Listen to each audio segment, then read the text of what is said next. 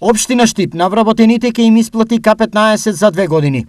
До крајот на годината, на сметките на сите оние кои ги исполнуваат условите, ќе легнат по 18.000 денари, односно по 9.000 за секоја година. За таа цел, распределени се средства од годинашниот буџет во висина од околу 2 милиони денари. На овој начин, општината постапува согласно заклучокот на владата и обврските од гранковиот колективен договор.